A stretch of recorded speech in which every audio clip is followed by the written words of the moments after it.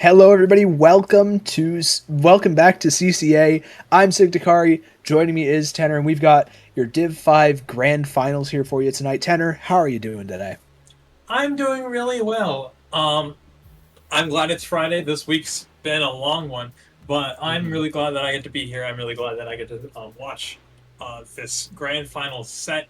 I'm expecting that we're going to see some phenomenal Splatoon today. Um, as we know, uh, we have RB the B team and UNM Splatoon Cherry. Both these teams are currently 7-0 in their respective brackets, currently undefeated in terms of sets. And I said this last week, but I am also excited for this week as well to see what happens when you take two teams of this power level and put them together. I'm expecting we're going to see some wonderful things tonight. Yeah, and both of these teams haven't really struggled all that much in terms of, just game score and when they play their opponents. Neither of these teams has dropped more than two games in a set. Where Are We the B Team, George Mason University, only did that once, and then UNM Splatoon Cherry only lost two games twice. So these teams have been on incredibly dominant runs. And looking at these comps really quickly, there are a lot of people on University of New Mexico. Yeah, I was going to say that currently, in the terms of the numbers advantage, they are doubling the size of B team. Um, and I think that looking at some of the weapons there, we have a ink brush player, we have a headed player, and we have a shot player. And what I think is most interesting is that we're definitely going to see some things shift around because when you have such a large roster, one of the things that you have to sort of adapt to is how can we play a bunch of different styles. They're definitely going to be very varied, I suppose. And I think that throughout this set, that might serve as a particular advantage. Constantly throwing new stuff at George Mason University that they kind of have to adapt to on the fly. And I think that Absolutely. that will be a very nice room, sort of a very nice attribute that we're going to see tonight.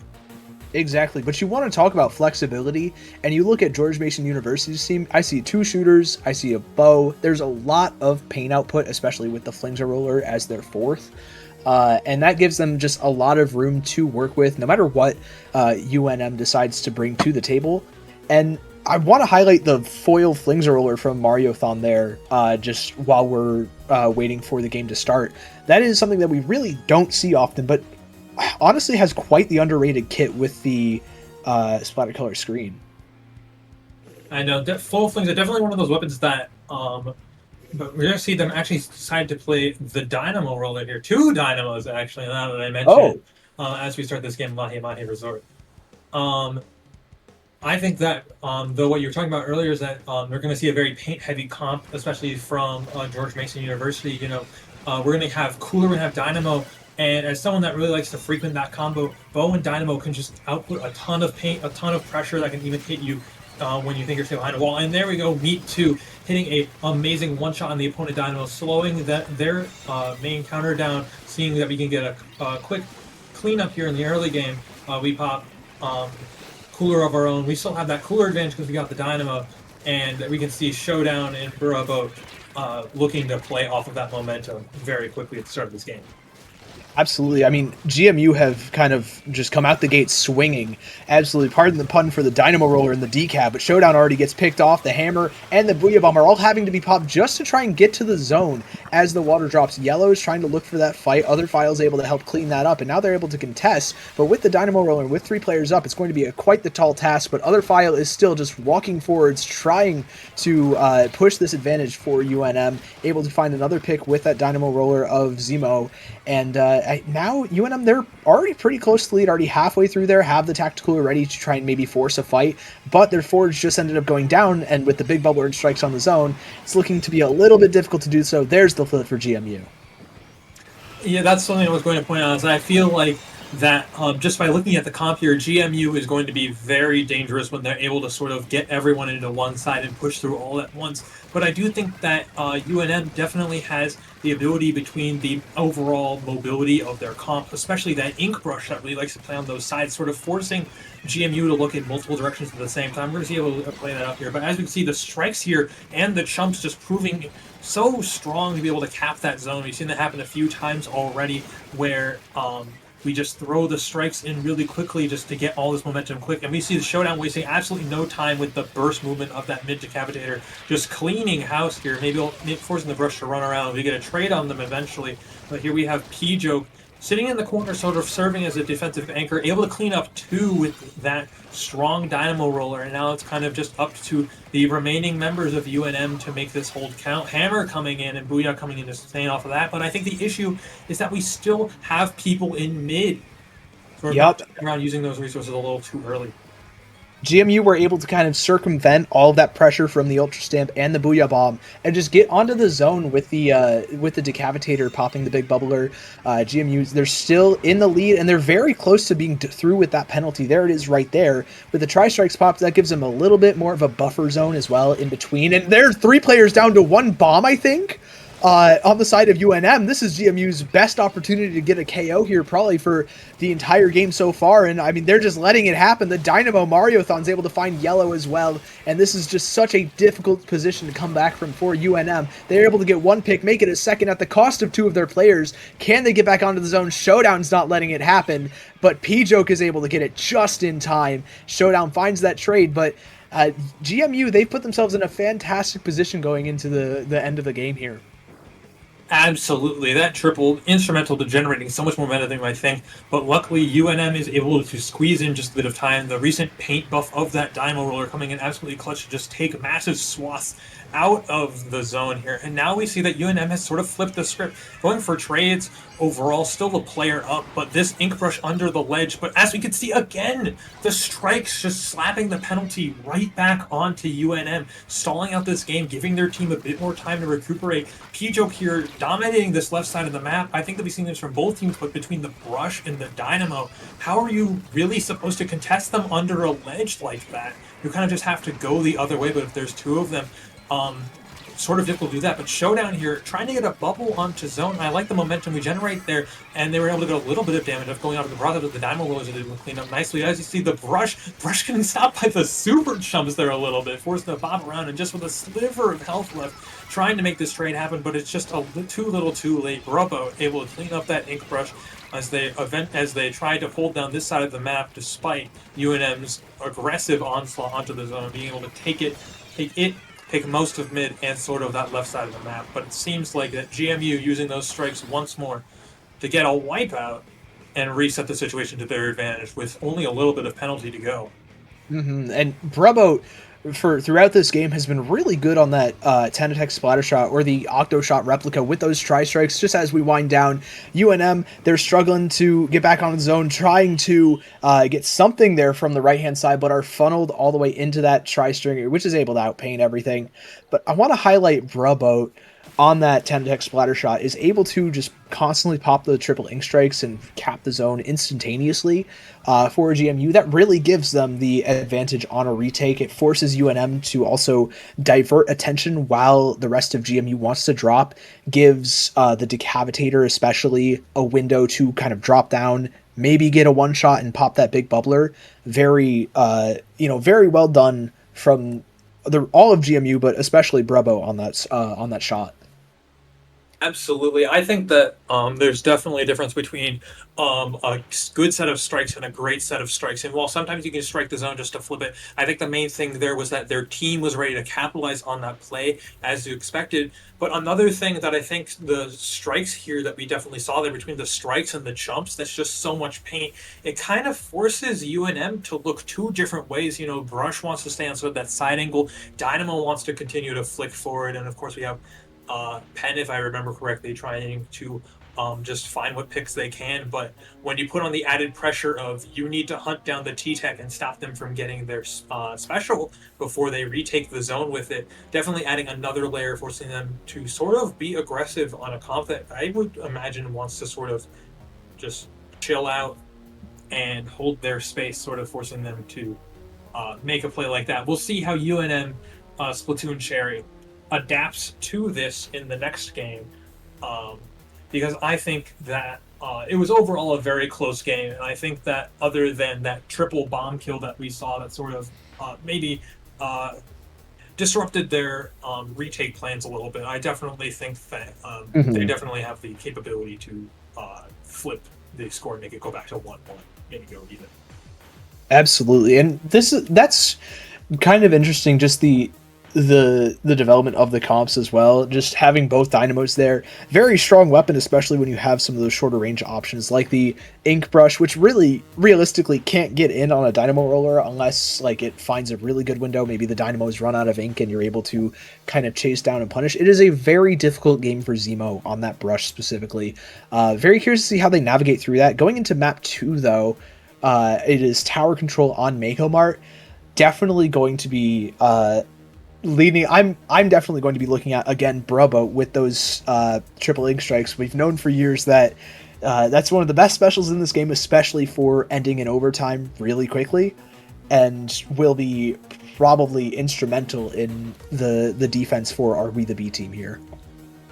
Definitely. Another thing that I think is important about triple ink strike of this map is that the way the defenders, when you're attacking on this map, the way the tower sort of moves is sort of across that perpendicular line from how you're approaching the objective. It kind of goes left and then it goes almost directly to the right. And triple ink strike, with those 3 different explosions, really able to just create a line that disintegrates basically anything there. So typically, while defenders want to play the both left and right side, being able to have just one special that can properly affect both, definitely going to be a significant thing we see during this matchup. But I think that hope isn't necessarily lost for Splatoon Cherry, because between the short alleyways and all the little walls on this map, this is a AoE guns playground.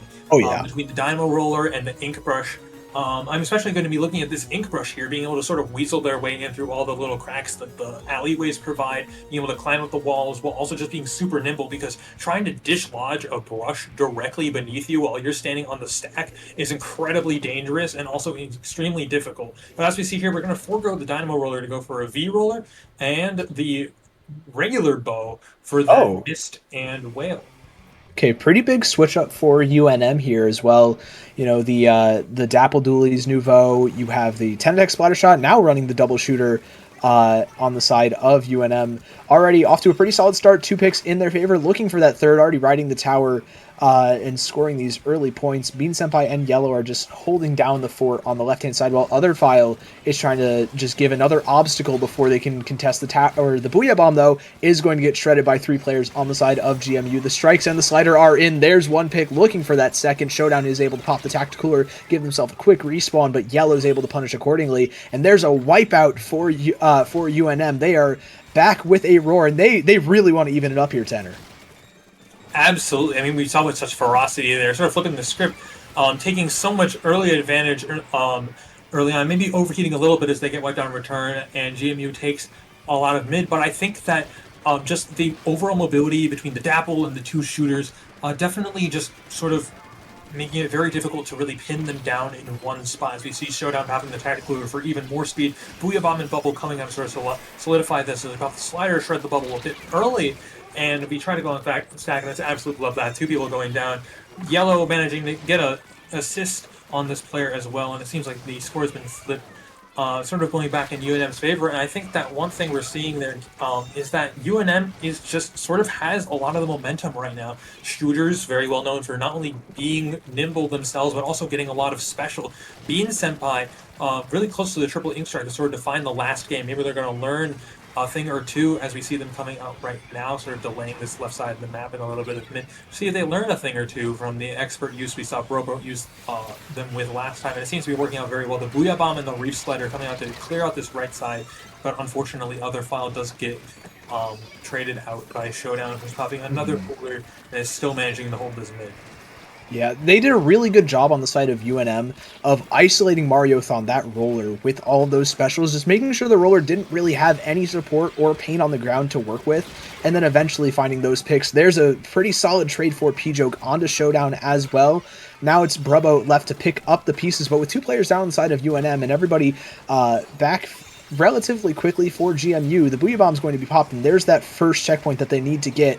There it is on the left-hand side. Yellow is just trying to paint for, I believe, a Reef Slider, while Other File and the Forge Pro and the Tenatech are just trying to contest that tower in the meantime, but nothing's going to come of it quite yet. The Dynamo, though, is able to find one, make it a second, and I mean, Tenor, that's one of the big things you were highlighting earlier. Again, the AoE is so strong on this map, and tower control as a mode especially, it can just clear out so much space incredibly quickly.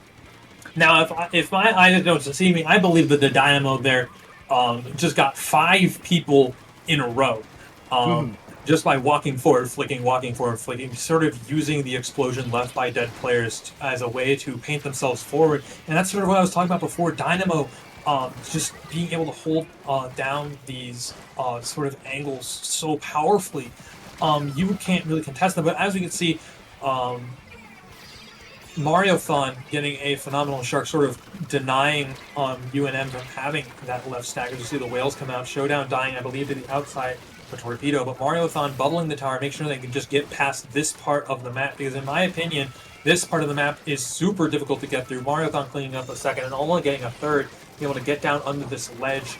Rollers love being under ledges, but it's just this checkpoint. It seems like GMU's just struggling to break past the checkpoint. Every time they get there, it's just that the AoE and various bombs thrown by the shooters are just a little too much to handle, and I'm curious to see how GMU has to adapt their strategy as we go into the final minute to really clear that checkpoint.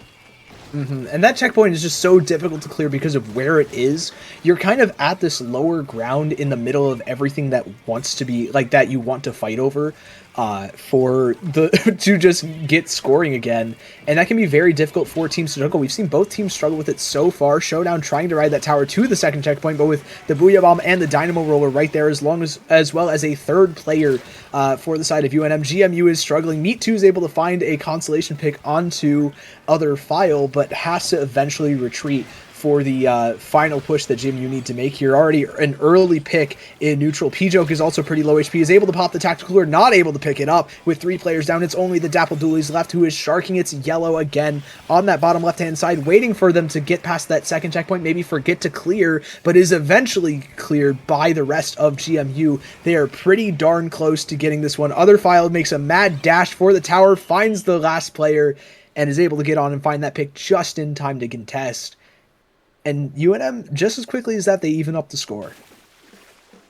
Definitely. So we were talking about before, the aggression shown by both teams, 2 very strong teammates that sort of got used to sort of blitzing their way through bracket previously. They are now meeting face-to-face. It's already such an even set.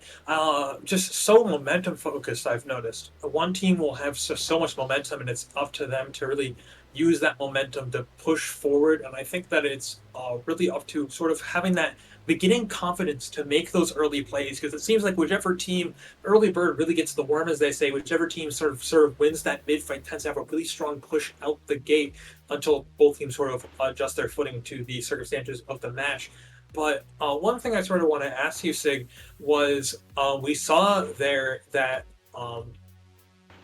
just like how powerful like the overall paint output of UNM was, and that was one thing that we sort of praised B Team for last game, having Brubbo on those strikes as well as the Dynamo Roller and the Incline Bow. I'm curious how you think B Team is going to respond. Do you think that they're going to try to match that paint, or do you think they're going to lean more into the V Roller to hopefully clean up those painting weapons with one quick flick before they have the chance to coat the ground too much?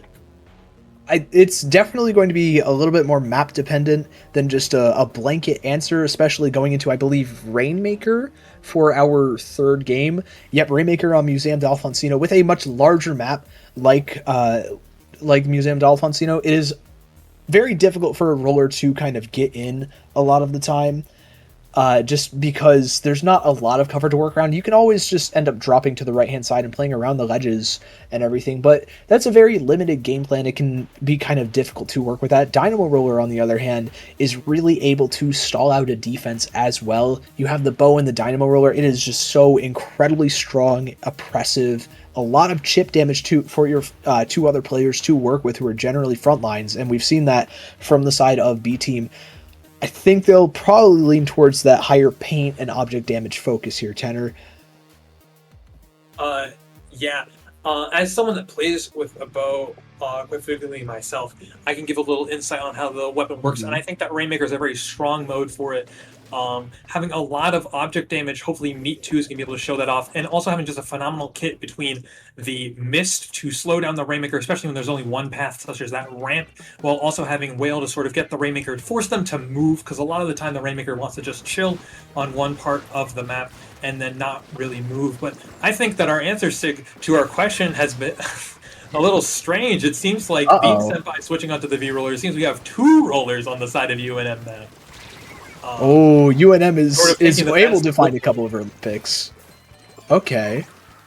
We've got a Tacticooler as well. The Trizuka already paying off pretty well. Other files able to pick up that Rainmaker. Not quite walk forwards as much with it with the Crab Tank being popped, but the Big Bubbler provides a little bit of cover on the right-hand side, but so does Mariothon's Big Bubbler, actually shredding it with that Crab Tank. And now UNM are in a little bit of a precarious position here. The Rainmaker is getting dove on by a couple of players, and the Dynamo's not quite able to support that. This is where Rainmaker can get a little bit dicey, especially with Bean Senpai not able to find more than a couple of picks, and there's the Rainmaker eventually. GMU, I was about to say they're in a good position, but P-Joke had something to say about that and is able to find a couple. There's UNM looking for another push here, Tenor.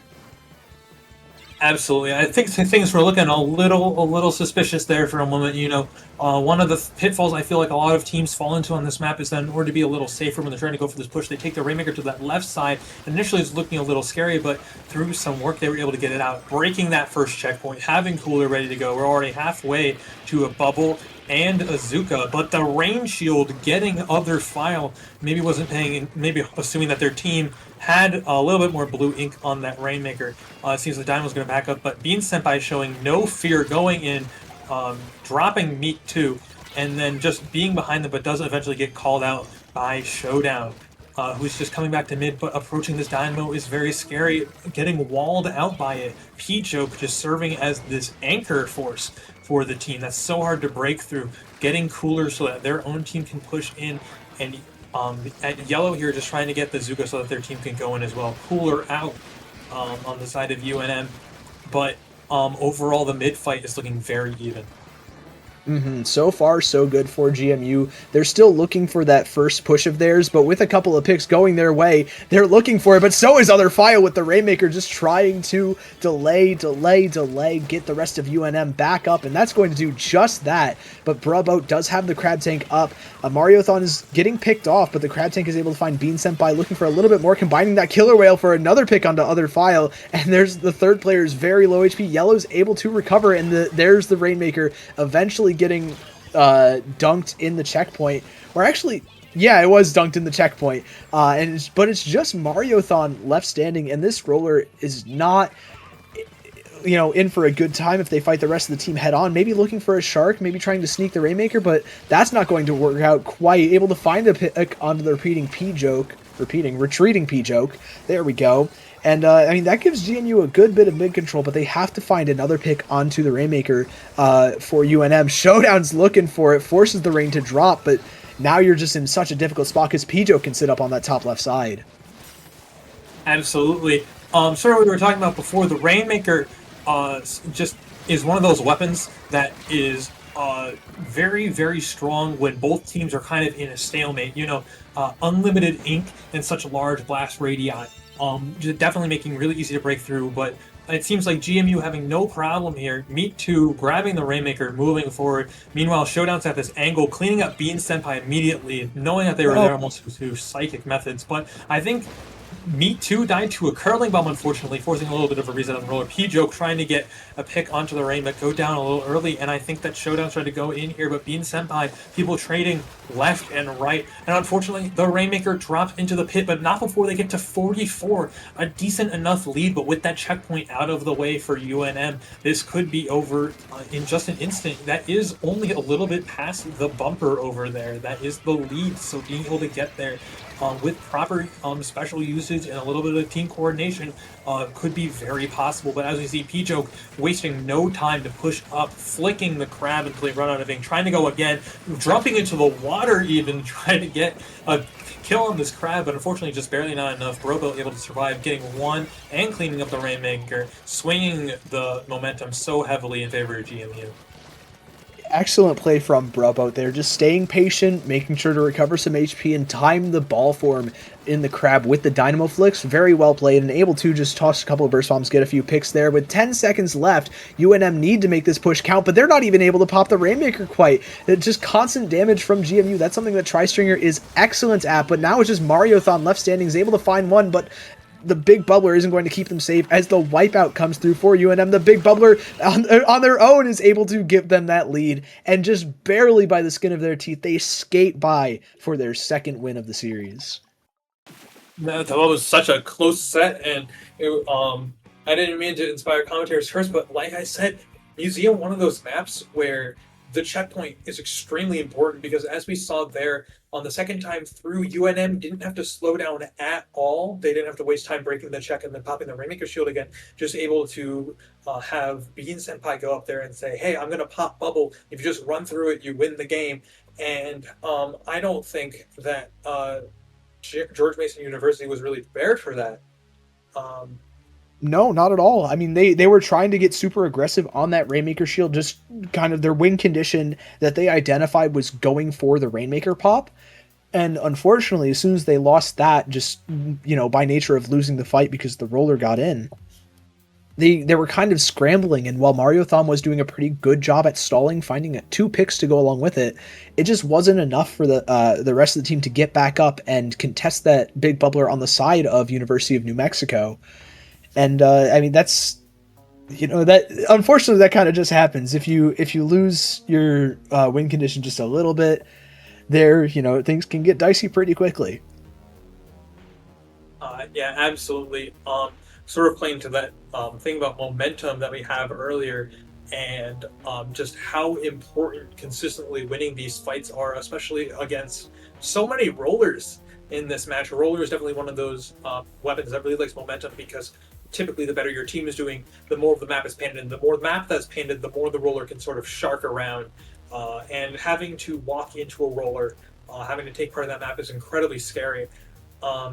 I think that the double roller rather, was a really nice adaptation into B Team's comp style. But we're going to see on Clan Blitz Umami, Clan Blitz one of those modes where everyone has a little bit equal say in how the objective plays out, because everyone's able to collect clans, everyone's able to form powers, and everyone's able to score.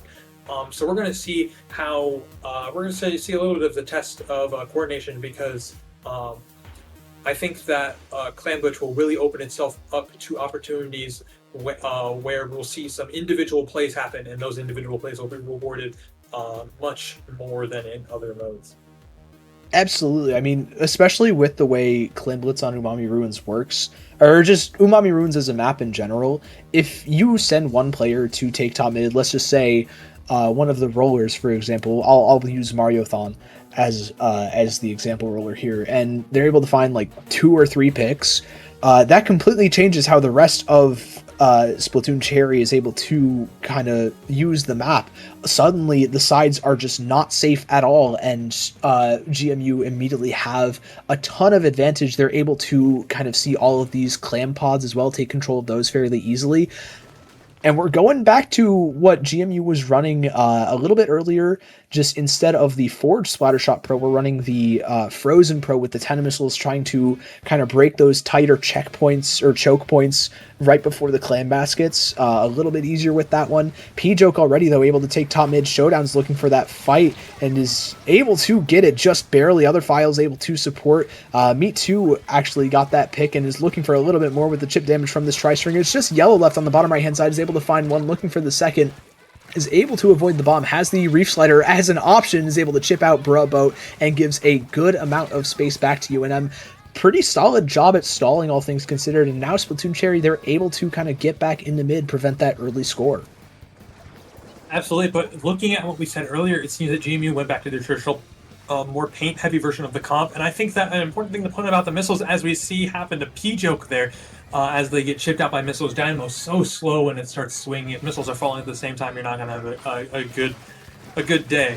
But as we see here, Umami and Ruins is a very thin map, and I think because of that, the Forge Pro is a phenomenal pick to sort of take advantage of the fact that more often than not, all 4 opponents will be in that missile reticle, so you can target everyone at the same time. But also, based off the very aggressive comp UNM has here, having a ability to just locate everyone for free by popping missiles, very important, but seems not that Yellow just doesn't care, able to just steamroll through the team, able to come up here with a bit of a recycle, but that maybe pushing a little too far as I see the roller and the splashdown coming up to sort of clean up where they started. But Mariothon on the Dynamo Roller able to prevent disaster, cleaning up, I think that was 3 people all next to the Power Clan. Stopping that push dead in its tracks, and as we see Robo having the missiles, firing them off, and sort of forcing the entire team to scramble along with the chumps. Just so many little things you have to do. Like, you have to move, you have to shred the chumps, you have to do it all at the same time. It just gives GMU so much authority and so much time to really make sure that they have this middle of the map cleaned up. An amazing combo between Me2 and Mariothon there on the circle of the map to clean up the roller. But it seems like with this even trade, it seems like we're going to sort of go back to a neutral game state.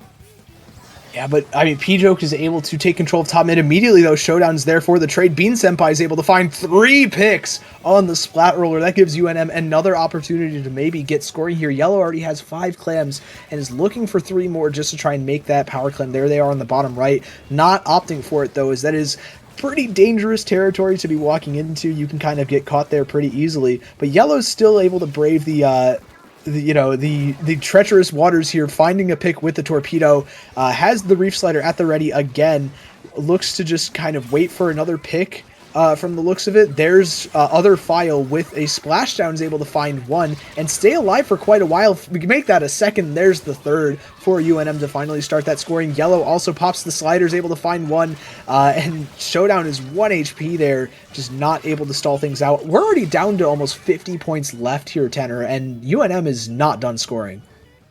Absolutely. Such an aggressive comp, showing that maybe they don't have the most sustain outside of the bubble and, of course, whatever the Dynamo's able to pull off, but they don't need it. Able to just, although GMU might be really good at stalling out those areas, as soon as they offer just a little bit of an opening, give UNM's comp an inch, and they will take it a mile, as we've seen, being able to get consistent doubles and triples and holding that basket open for as long as they could. Being sent by here, making sure the bubble top mid, so they give them no chance, but as you can see, almost another double coming in. But there we go, Yellow cleaning it up and sliding the basket, trying to get picks here, but there are just 2 people on circle, and this is what we're talking about, UNM's comp having so much damage, sort of forcing enemies into the same area of the map consistently. Ooh. But with that, we're going to see Flow Aura activated by Bravo, who has been doing very well on this pro, just providing such a nice supportive core while also being able to be a little bit aggressive, sort of being a jack of all trades in this situation while also having a very powerful missiles every once in a while. But I think it's really going to be up to Showdown here what they want to do with this off angle. We're already jumping up front, but I think that this bubble is going to be instrumental to try to get in. Me2 trying to go in a little early, but oh no, the bubble is small. No, that is going to are able to score, but that is not as many points as I imagine GMU would have liked. Yeah, no, not nearly. They have 30 seconds left. Now, granted, they still have the Pity Clam, and Showdown tries to get a couple of more smaller clams in there to extend the timer, but they're just not able to yet. Brabo not quite able to clean up the pick onto other file until the splashdown is popped, and now has a power clam ready. Now they have 2 at their disposal if they so choose to pick it up, just handing that off to Me2, but Showdown is trying to make some space pretty early before the overtime. Not quite able to find anything. The 10 missiles are ready for this push, popped on 3 of the 4 players. Mariothon is pretty low, though, has to play a little bit more reserved. There's a 1 pick onto P-Joke, looking for a little bit more. 2 players on the right-hand side for UNM, and only one's able to find a pick. Me2 trying to shred as much as possible, but the Reef Slider is going to find a couple of picks as well, and just with so many players getting splatted on both sides, GMU is just not able to walk forwards that extra step and get the clam in the basket and start their scoring again. UNM, excellent work playing the incredibly scrappy fight that is difficult for a team like GMU with their comp of, Tri-Stringer to kind of their comp of single weapon of Tri-Stringer. Their Tri-Stringer focused comp to kind of work with, especially with such mobile weapons. There we go. I got there eventually. Yeah, Stringer definitely one of those weapons that really likes to prefer it when their teams sort of stay a set distance away from them, being able to just output consistent paint. Try Stringer, one of those weapons that doesn't really consume a lot of ink for what you think it would be. I think it has 11 full charges on a complete ink tank. That's not even counting any form of main saver or comeback or LDE.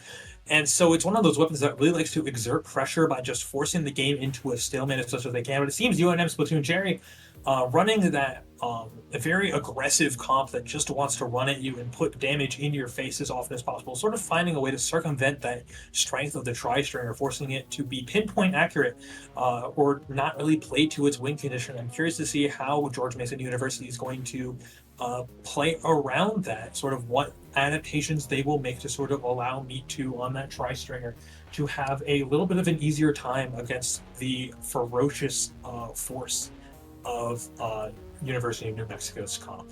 And they had a really good push at the very end, just being formed, whether with the big bubbler, the 10 missiles that were available on the side of Bravo, they popped them on 3 of the 4, and the super chumps. It looked really good, but 2 of the players on Splatoon Cherry were just able to kind of get into that bottom right and just kind of provide a crossfire. Made it very difficult for George Mason to kind of walk forwards at all and even fight, because you have to look in 2 completely different directions at that point. Going into the third map, I'm wondering if that'll be a similar case. I believe we're going back to Splat Zones on Barnacle and Dime. A little bit less crossfires to kind of worry about here, but still fairly prominent, especially when you are trying to just retake on the map. There are a couple of very strong positions for that tri-stringer and the Dynamo Roller to be. Definitely going to be looking forward to seeing where they how they play this one out. Absolutely, and I think a key point of note on this map will be that bottom left side. A lot of sort of the really only angle of crossfire here, but having sort of being able to send someone to that left side, so you kind of have that ability to sort of push everyone away from their plat a little bit. Kind of dangerous to go there, but if given the proper support, someone on that side can really throw a wrench into the plan of the opposing team. And I'm curious to see how these teams are going to be able to sort of use that advantage to the best of their ability to sort of make these openings, because as we've seen from both sides, when they have the ability to make an opening, they capitalize quite heavily. It's just mostly a battle between who's going to get those opportunities more often and who's going to be the best at setting them up. And I believe that we actually have UNM Splatoon Cherry is subbing out Bean Senpai for Zemo. Not too familiar with what this player plays, but I think it was Brush. They were in the first game. All right, then it could be Brush. Brush definitely one of those weapons. Yeah, there it is. Oh, there it is. One of those weapons that is very strong at moving around the map very quickly. Definitely going to have to be something that GMU has to keep their eye on throughout this match.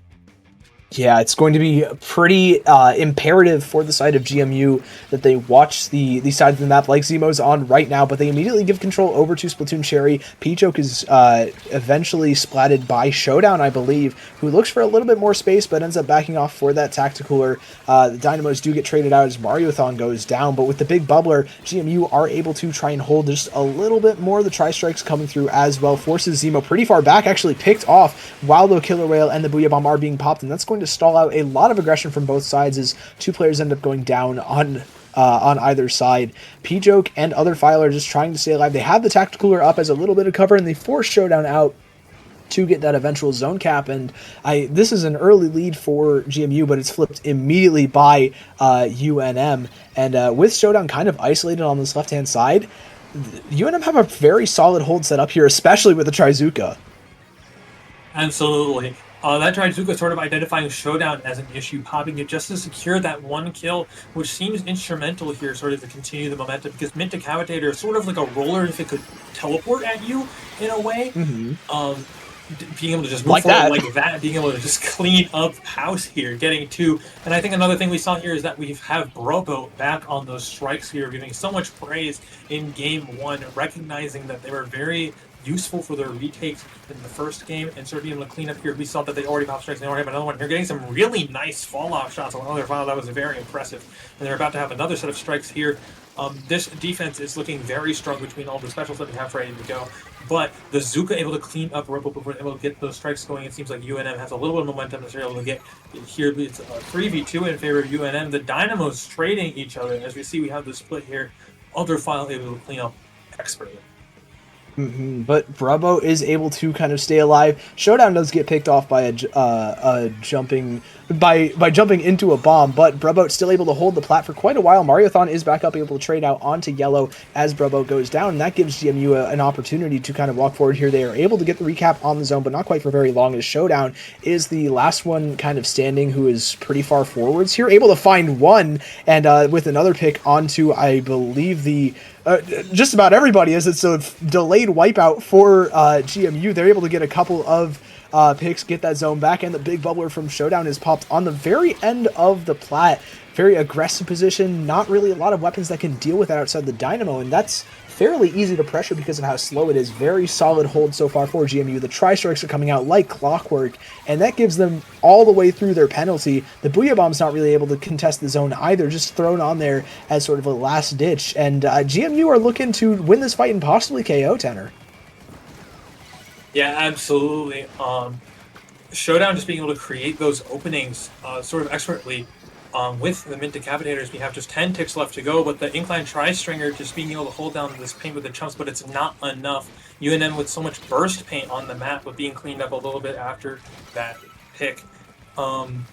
But as we see, Mariothon having a cooler, deciding to pop it on the plat, sort of asking their team to rally around this position, getting ready to push in, and we already have them moving in. Showdown getting a little greedy, trying to challenge Zemo on that brush, but the strikes come in to flip the zone once again in their favor. But with the Zuka coming out, it seems like it was just sort of a trade of resources, with both teams kind of getting equal footing out of this, except where UNM tries to push the plat. We see Zemo just trying to swim around, getting a cleanup with some help of Yellow there, but with the bubble coming out to stabilize, it seems like one big mid fight that UNM is winning just because they have points ticking down because they have the zone.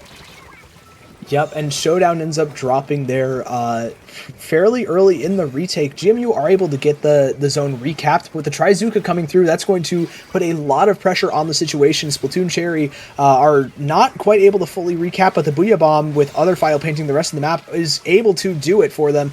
Showdown is fairly low, but is barely able to sneak out, finds another one onto yellow. The Tri-Strikes are coming through yet again, and all of a sudden, GMU, this retake is looking entirely possible. 35 seconds left. They just need to win this fight, and maybe one more. Zemo ends up going down on the left side of the map. The big bubbler is popped for some space. Other file drops, and I mean, even though they're trading with the big bubbler and the tactical cooler up, everybody's back fairly quickly, and this is only going to benefit GMU because they have that lead. They have a lot of map control, with Showdown popping off on the decap again, looking for a third pick. There it is. Yellow is in a pretty tough spot on that bottom right, but is able to shut things down. 10 seconds left, but just not quite able to do anything yet. This bow on Meat 2 outpainting and just stalling really well. GMU, they've found their second game. They're not out of this yet, Tenor, and we're just that much closer to a tied set. I know Showdown there really sort of putting their foot in the on the ground and saying that UNM's winning streak ends here. We saw some incredible plays with that Decapitator. Just being able to go in, being able to output so much damage while the rest of their team was sort of able to just hold down the fort while providing chip. We saw some times where someone would take 80 from the Decapitator just to run into an errant bow bottle left on the ground and instantly explode. Combos like that really showing the synergy that B team has among each other. And I think that one of the key takeaways from that game is that Zones is looking very much like B team's mode for this set, showing dominant performances on both. When you have the combination of Brubbo on those strikes for retake, Showdown on that decab, and of course the Dynamo and the bow for that sort of solid defensive core, proving very difficult for UNM's Splatoon Cherry to break through. And I'm curious to see how George Mason University is going to transition that success into the more mobile objectives.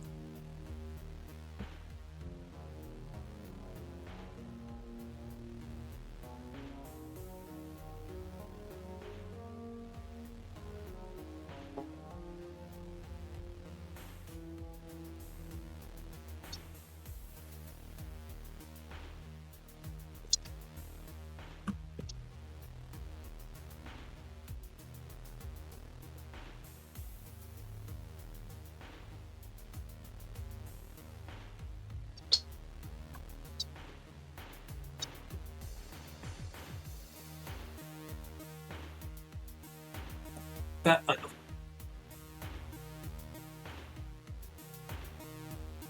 Am I back?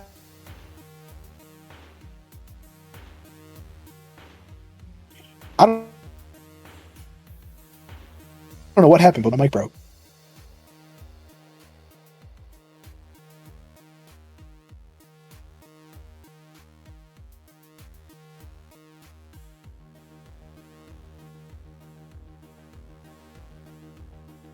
Yeah. Good to be with Oma now on the question mark. Oh.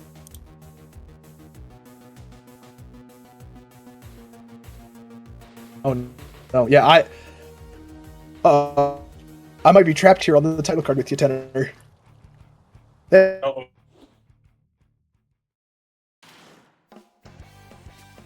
There's Oh, free. Good. double roller back, but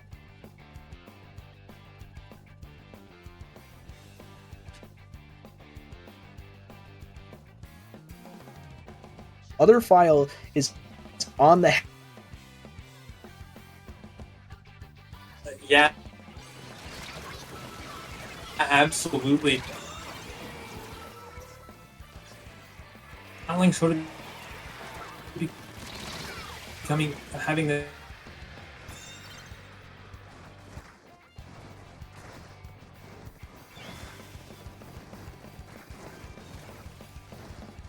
such a sharp paint is very different. so I'm not able to pick things up, but I heard about 10 seconds ago, so I'm sure the fight. Tenor, do you see this chance?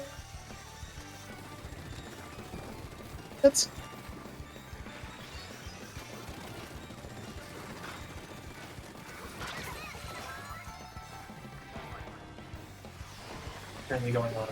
It sounds it's like a heavy during. Uh-oh.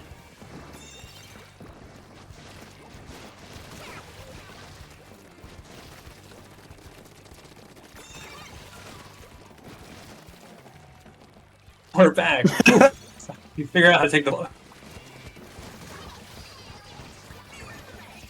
We finally figured out that. I mean, in sort of the with the roll.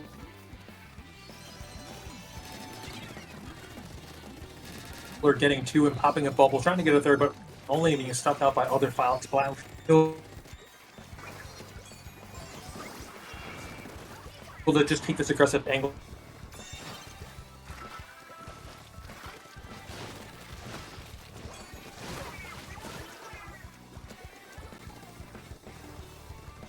After these reach a little bluer than it once was.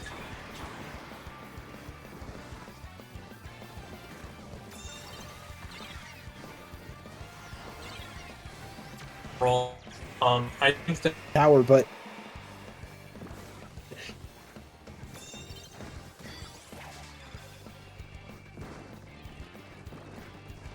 immediately flipped back. This is one of the problems with being the three of us.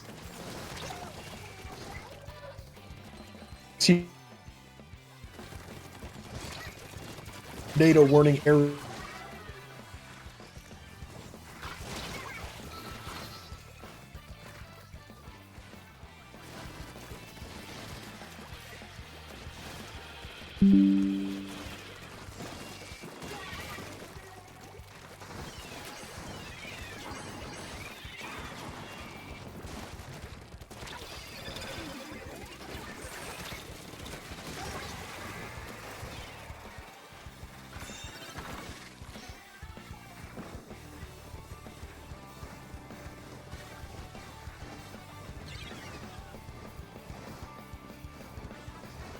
Maybe a lot of space, so I wouldn't be surprised if when we do has a pretty solid push going. I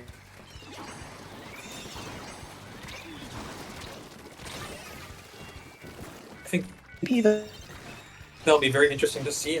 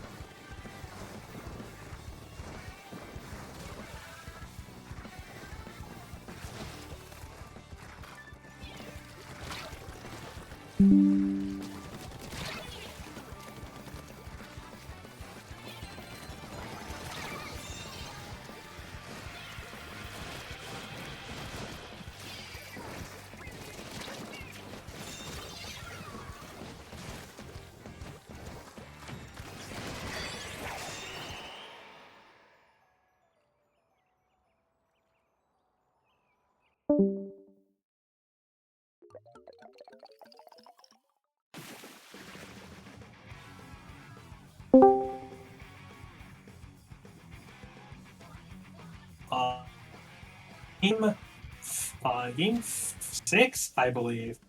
Yep. Being able to hold on to that lead that at the beginning of the game, and not giving UNM a chance to break through. Someone got overall splatter, though. I would imagine that would be the roller. Yeah. Having to get so many picks there is going to be a very instrumental player here. And as we can see, as we could see, well, GMU and UNM in this to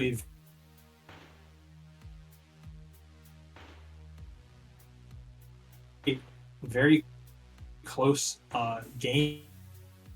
7 here. These very opponents so far this this season.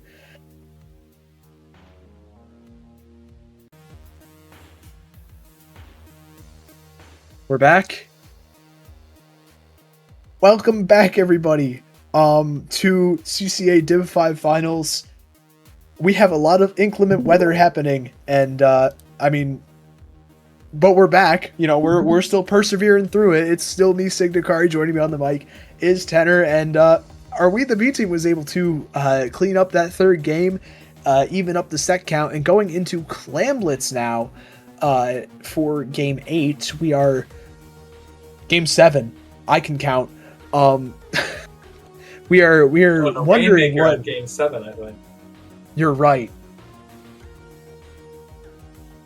You're so right. It seems whatever. It seems that in Mother Nature's conquest to stop Splatoon 3 from being streamed, we have also forgotten how to count to 8, but that is all right. As we were coming in here, as we were just discussing, sort of to the open air, both of these teams going down 3 games. Nailbiter said absolutely. We're going to. One thing that we were sort of remarking about while the stream was sort of kaput was that this is sort of the most games that either team has gone down all bracket. Definitely, when you haven't really faced this level of competition on your bracket path up to grand finals, it's a little easy to become complacent. And of course, when you're at the end of your journey in grand finals, that is a very dangerous thing to be. Seems like we have one more smack at the face as the connection has been lost. We're going to restart this game here. But as I was saying, sort of both these teams sort of having to quickly adapt to the fact that they got some real competition coming in from the other side, and sort of seeing that both of these teams are able to adapt in different ways that I think have been very interesting to see throughout the set. We're going to see during the last 3 games of this set who will be able to take the crown as they overcome the other in these last few modes. Yep, like you said, we've got Rainmaker for Game 7, and then Clamblitz Game 8, and if we need it, at the very end of it all, we're going back to Splat Zones on Game 9. And I wonder what the map is for Game 7. It is Rainmaker. I'm just not sure which one of the Rainmaker maps it'll be. It looks like it's Manta Maria. My object permanence is very there. I forgot we just saw the screen where we disconnected. That is okay. But it's Manta Maria. Very strong Dynamo Roller map, might I say, and one where Tri-Stringer is not quite as favored. Yeah, I can see that. I think one of the things that where Tri-Stringer is not really as favored is because there's just a lot of weird angles on this map. You know, Tri-Stringer not really able to defend itself in that bunker as well as other options. And while Mhm. Tri-Stringer does have the ability to stand on the grates, Tri-Stringer having a great run speed, especially when paired with the ability to run speed up to maneuver on those grates. One of the difficulties of Rainmaker Manta Maria is that not only is it difficult to shoot people on the grates, because of course you don't have anything for your bottles to lodge into unless you shoot the big black pillar in the middle. The slightly larger, more pressing issue of Rainmaker on Manta Maria for trying to stand on those grates is that the range shield is right below it at the start of the game, which means that if you are standing on top of the grates and the other team does too much damage to the Rainmaker shield, you can say goodbye to the game in the next 13 seconds as you are sent immediately back into the respawn queue, making it a very dangerous position to play in. But I'm curious to see how Meat 2 is going to be able to overcome these difficulties on this map, because I think that Tri-Stringer are just a really great Rainmaker weapon all around. Bo definitely has a lot of kits that are good on Rainmaker, and I think that if you can set up the Rainmaker sort of, and especially set up the Bo, you know, get it out of mid where it sort of struggles a little bit on offense and a little bit on defense. Rainmaker is just a really great mode for Bo to be in overall. There's some very nice angles there. As we can see, we have two rollers and a brush coming out. UNM keeping up that aggression we saw in Game 5 with this Rainmaker comp. Rainmaker, of course, being a mode that benefits a lot from and really rewards speed. But speaking of speed, it seems like GMU is able to come into mid somewhat uncontested, as it seems like UNM struggling to really make headway on these strong positions. Yeah, so far UNM, they're not really able to take a lot of mid control here. Bean Senpai's trying to via the grates on the top of the map, but just isn't able to. Roller can sometimes struggle with a lot of that fall off damage, and eventually gets picked off by Mariothon, who went for the right side flank onto the cut, was able to get a jump. Zemo is able to find a pick onto Showdown, and Brubbo is here trying to clean up yellow. Mariothon is there now too, but with the Reef Slider, is very, very low HP in a bit of a tough situation. The Dynamo Roller and the Torpedo are not making it any easier, as Meat 2 is able to run the Rainmaker all the way to the first checkpoint fairly early into the game as well. And one thing that I really want to highlight here, just as we reset to neutral, is that the Bow is the vanilla Tri-Stringer kit now with the Toxic Mist and the Killer Whale. Like you said earlier, some very strong Rainmaker kits on the Tri-Stringer, and that's one of them, especially with how much damage and kind of stalling you can do with it. Absolutely, and I think one of the things that we just saw there, where Mitu was able to sort of take it on that left route, while the entirety of UNM was trying to defend the right. One of the things that the Tri-Stringer is able to do, if it's alive, of course, is just throw a mist on this jump, and if you do that, you physically cannot make the jump, so if you try to jump down, if you try to cross that way, you just end up falling into the abyss, and so it really limits the ways you can go on this map. But between the Reef Slider, the Brush, and the Dynamo, just able to create so much space here for the Rainmaker to potentially move through. But it seems like they're electing to take a bit of a saber opportunity that pays off as they clean up the NZAP on those grates. And here we have yellow on those Dapple Duels, such a strong weapon with ridiculous Rainmaker shield damage, able to just clean up almost to another slider. As you see, they're able to take the rain, get it down the first ledge, get it down the second ledge, and 17 Sig, that's going to be a difficult beat to beat. Yeah, especially in the first 2 minutes. That is a very, very solid push for the side of UNM there. GMU have a lot to come back from now. Still struggling to even clear their street as Zemo is able to find one more pick. Mariothon looking for just a little bit more with that Booyah Bomb being popped, and so is the Big Bubbler.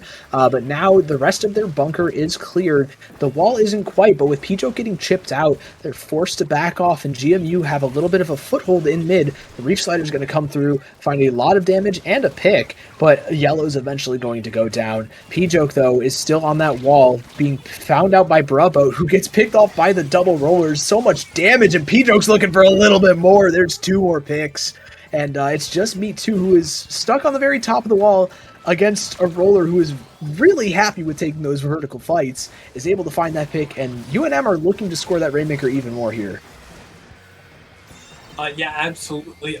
Just sort of momentum we have here, but that is A lot of damage. The Rainmaker sort of going down in that pit. We're seeing Meat 2 electing to grab the Rainmaker sort of all. I was just about to praise UNM for getting the Rainmaker back in this spot with so much efficiency, but just a quick Rainmaker pop, like we talked about, being able to clean up so many members of the team, really swaying the momentum in the favor of GMU. It's going to like to take the Rainmaker on the right side. Meanwhile, we have Bravo letting me get that Booyah Bomb with the Splatter Shot Pro. Well, I have Mariothon set up in the bunker. One of the better positions for Roller here. Speaking of Roller, going to be shot in the back by Beam Senpai here, able to take the bunker for their own as they get a wipeout themselves. Just wipeouts trading back and forth. So much carnage happening at once.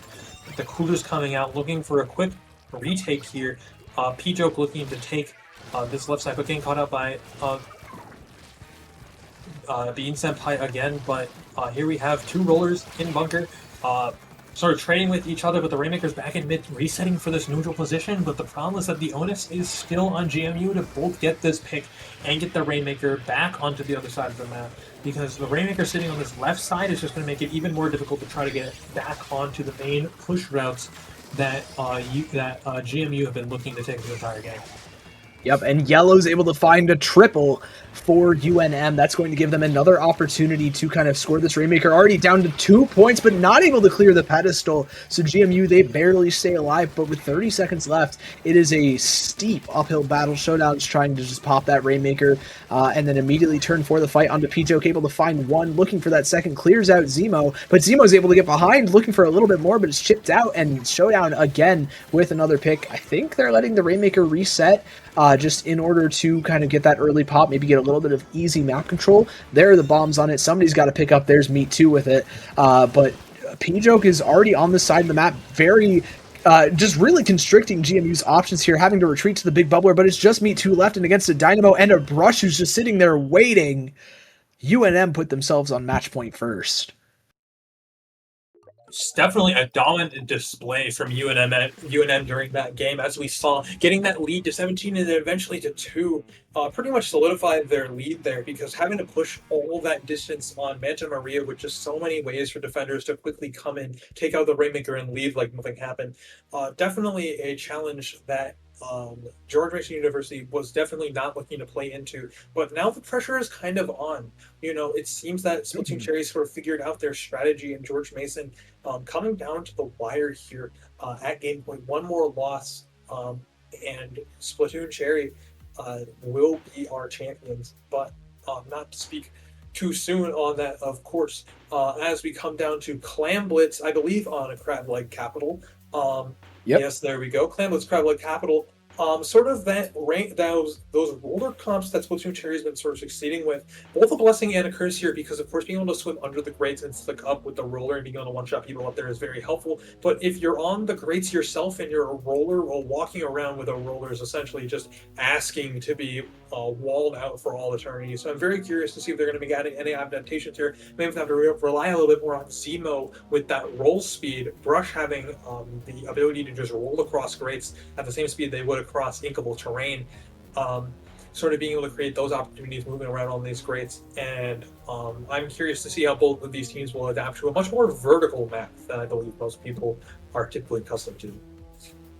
Yeah, this is definitely a good bit more vertical. You have a lot of height to play with, especially when you're trying to score those power slams in the basket. You have to go up the ramp or go up onto the top right and eventually walk along the grates, take some fights where there's definitely a lot more up and down movement that you have to make in your controller to take that fight, and that can be very difficult for a lot of weapons. Something that is not super difficult for, again, that we've been seeing fairly frequently, especially on the side of Splatoon, UNM Splatoon Cherry here, is the Dynamo Roller. It absolutely loves to be on that higher ground, just heaving shots down onto everybody beneath it. And that's a lot of damage that specifically Are We the B team have to work around. I'm not sure if we'll see Mariothon on the vanilla roller with that Curling Bomb Big Bubbler, or back on the Dynamo for that reason. But either way, I am very excited and honestly curious to see how this goes. Another map, though, where Tri-Stringer kind of is a little bit tougher to use, but maybe not in this case because there's no charger to immediately punish a Stringer for going up onto the grates. Yes, but like we were talking about Manta, a bit more of extreme version of that. When someone's standing on the grates, that Tri-Stringer has to be very accurate, get that one shot with all three bullets connecting at the same time. to be able to really do damage up there, because otherwise the shots are going to move, and because they can't stick to grates, they're just going to fall right through. And well, maybe you might get a lucky pick or be able to pressure people below the grates. When you're standing on that grates, I think that's going to be a win condition that, especially with paired with the mobility of the brush we were talking about, imagine trying to be a stringer shooting down a brush, but your bottles don't even stick to the floor. Definitely going to be something that I'm curious to see if UNM Splatoon Cherry is going to be able to push their advantage here. Especially as Brush already does very well into Stringer, in my opinion, but put on the fact that Stringer can't even use the main part of their gun, which is the shots that stick into the floor and then explode. That matchup is looking very Brush favored. Absolutely. There's the Dynamo Roller as well, just for a little bit more range and ability to play vertically for GMU. Really pulling out all the stops here, bringing back the Frozen Pro and Showdown on that Decavitator for just a little bit more fighting power and staying power with the big bubbler. UNM keeping things fairly similar. I think that is the exact same comp that they brought into Game 7. Bean Senpai already getting picked off. Same thing with Zemo to a splat bomb. It's just Yellow and P-Joke left standing and not even able to find a pick with a Dynamo Roller. Yellow struggles to find one with the Reach Slider. Scrambles, is able to get it with the rest of the team. Tries to go for a little bit more, but overheats as Broboat's able to clean things up. The Killer Whale, though, is able to find 2. Excellent work to Zemo, and that's going to be a pretty early successful defense for UNM. Definitely. That Killer Whale is going to be instrumental to sort of make up for the range disadvantage that UNM finds themselves in. But with Brush being one of, if not the best painter in the game, and also that 180 PFS on that whale kit, especially with a bomb, we're going to see plenty of those. Here we have Yellow going into a Reef Slider. Such a dangerous position to put on this ramp, because it doesn't matter. Usually that ramp is such a choke point with the invincibility of the Reef Slider going to go straight through. But Meat 2 showing off their dexterous abilities there for a little bit, able to weave around Yellow as they dodge roll and just able to clean that up. Very well played. It sort of swings what could have been a very devastating situation in sort of this neutral state we see here. The bow pushed up, the chumps coming out. We have Showdown here, Shark with mid Decavitator, looking for a kill, managing to get 1, teleporting up here and getting 2, cutting the enemy team in half. We're going to see how the team plays off of this, and it seems like we're going to go down 3, but it seems like GMU has gone down 2 as well, sort of forcing itself, despite all of that success, to play more defensive in this neutral position as well. Yeah, so far GMU, they've had a couple of golden opportunities to kind of get things started, but just not the economy to follow up quite. Now they have only 8 clams, and that's enough for a power clam, but they have no follow-up after that. Now just 1 clam. Yellow is behind, though, drawing a lot of attention. Both Showdown and Brubbo are looking for this pick onto the Dapple, but Yellow's able to find the first one, isolated, looking for that second now, but with Meat 2 coming through on that tri-stringer, is able to clean things up. The Baby Bubble is only going to be able to protect Bean Senpai for so long as P-Joke ends up going down. Showdown's able to get the 3-hit combo there to kind of get things going again for GMU, but gets sharked out by Zemo, and now they're in a bit of a tough spot again, being a player down. Yeah, but with these missiles coming out, we're seeing things change. We know where the last player is. The missiles being able to get 1% already in mid, getting 2. This Frozen Pro really showing how such a adaptable weapon to really any situation is really able to help here. But getting up this ramp just seems so difficult. You kind of just have to go straight through, and while the missiles can move people for a time, being sent by here, and just a sliver of HP able to push in, barely moving, eventually getting caught up by 3 people in their way. But it just seems that we're kind of stuck in this mid-stalemate for a while, and it's sort of going to be up to who can really make an opening up here quickly. Just people on UNM trying to make space, missile coming out again. We know where the third is, they're calling up this wall here, the missiles coming out, so they're clearing this ramp up. This is sort of what I'm talking about. The missiles are doing really well to clean up that ramp up. There's no one there to follow up, so P-Joke and Bean Senpai will just clean it up again. And we're still in this neutral situation, a very stally game. Of course, both teams knowing that this could potentially be the last game of the set, both making sure they're playing to the absolute best, and maybe that comes with a little bit more caution than you may expect. Bean Senpai starting the bubble, and we have the Reef Slider coming in behind, managing to clean up 1, weakening another, but they die to another, but Bean Senpai managing to keep in.